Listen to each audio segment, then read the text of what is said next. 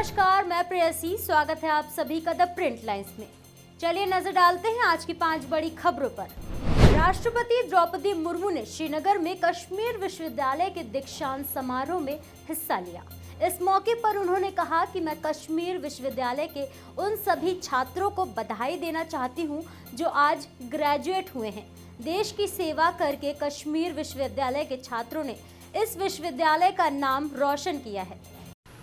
Kashmir university के इस convocation में उपस्थित जम्मू और कश्मीर के लेफ्टिनेंट गवर्नर आदरणीय Shri Manoj Sinha ji, vice chancellor professor Nilofar Khan ji, faculty members and staff, guardians and dear students, देवियों और स्वजनों, ही मौज कसीर।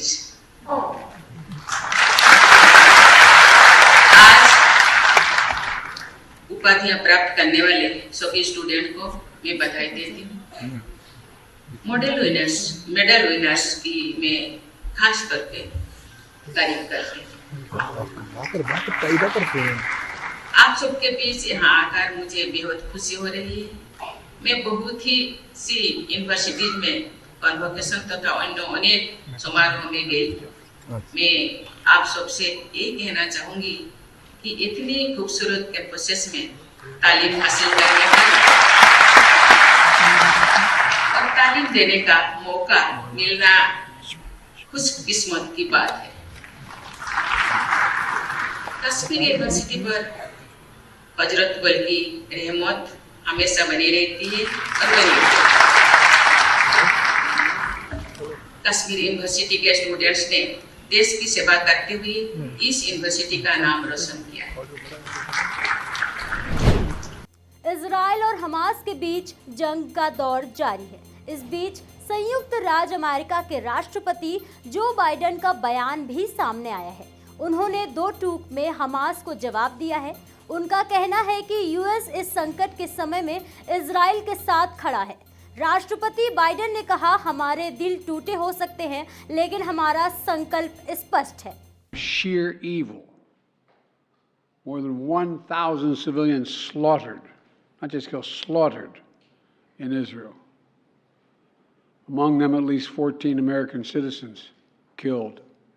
At this moment, we must be crystal clear.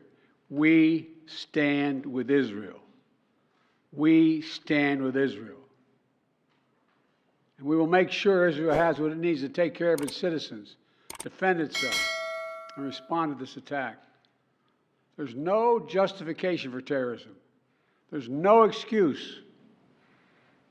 Hamas does not stand for the Palestinian people's right to dignity and self-determination. My team has been in near constant communication with our Israeli partners and partners all across the region and the world from the moment this crisis began. We're surging additional military assistance, including ammunition and interceptors, to replenish Iron Dome. We're going to make sure that Israel does not run out of these critical assets to defend its cities and its citizens. My administration has consulted closely with Congress throughout this crisis. And when Congress returns, we're going to ask them to take urgent action to fund the national security requirements of our critical partners. This is not about party or politics. This is about the security of our world, the security of the United States of America. To any country, any organization, anyone thinking of taking advantage of this situation, I have one word: don't. Don't. Our hearts may be broken, but our resolve is clear. G20 संसदीय अध्यक्ष शिखर सम्मेलन के 9वें संस्करण पर लोकसभा अध्यक्ष ओम बिरला ने कहा, G20 की ऐतिहासिक सफलता और संयुक्त प्रयासों के फलस्वरूप सर्वसम्मत नई दिल्ली लीडर्स घोषणा हुई, जिसमें संपूर्ण वैश्विक दृष्टिकोण को दिशा दी है। भारत दुनिया का सबसे बड़ा लोकतंत्र है। नई दिल्ली में P20 सम्मेलन में वैश्विक मुद्दों के साथ साथ देश के मुद्दों पर भी चर्चा होगी। G20 की ऐतिहासिक सफलता और साझे प्रयासों से, सर्वसम्मति से नई दिल्ली लीडर्स डिक्लेरेशन, जिसने पूरे वैश्विक दृष्टिकोण की एक नई दिशा दी है।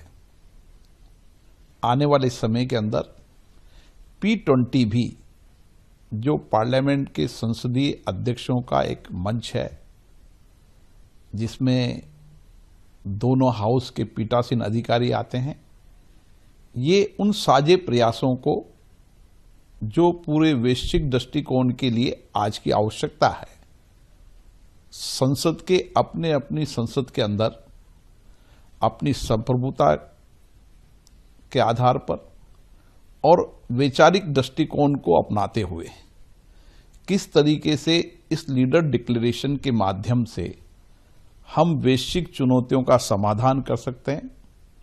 लोकतंत्र के अंदर चर्चा, संवाद, सामूहिकता से काम करना, इस कार्यशैली के आधार पर मुझे लगता है कि आने वाले समय में P20 की ये समिट भी एक नया दृष्टिकोण विश्व को देगी। पंजाब में NIA ने मोगा के कोठे गुरुपारा गांव में छापेमारी की। इंटरनेशनल सिख यूथ फेडरेशन के प्रमुख और खालिस्तानी समर्थक लखबीर रोडे की संपत्ति जब्त कर वहां नोटिस चिपकाया गया। दिल्ली में एशियन गेम्स में भारत का मान सम्मान बढ़ाने वाले भारत के खिलाड़ी चीन से अब स्वदेश लौट आए हैं। इसे लेकर देश भर में खुशी का माहौल है। वहीं भारतीय सेना ने भी खिलाड़ियों को सम्मानित करने के लिए एक कार्यक्रम का आयोजन किया, जिसमें पदक जीतकर लौटे खिलाड़ियों को सम्मानित किया गया। बहुत अच्छा लग रहा है जी। और उसके बाद अपने देश में आए हैं, सभी से मिल रहे हैं। आज हम आर्मी चीफ से मिलने वाले हैं, सभी खिलाड़ी जो आर्मी में हैं, तो बहुत अच्छा लग रहा है। और आर्मी हमेशा सपोर्ट करती है खिलाड़ियों को। और मैं तो दिल्ली में, मेरा ही सेंटर है, राजरीप सेंटर है, तो दिल्ली में ही है। अपनी आर्मी में तो हमेशा गर्व रहता है, चाहे हम आर्मी में हैं या नहीं है, फिर भी हमेशा जो इंडियन आर्मी की जो हमारी कंट्री के लोगों में और जो सभी के दिल में एक जगह है, वो बहुत ही ऊपर वाला दर्जा है। और हमेशा हमें भी गर्व होता है कि हम इस देश के खिलाड़ी हैं और आर्मी का हिस्सा हैं। ऐसे ही महत्वपूर्ण खबरों को देखने के लिए जुड़े रहिए द प्रिंट लाइन्स के साथ।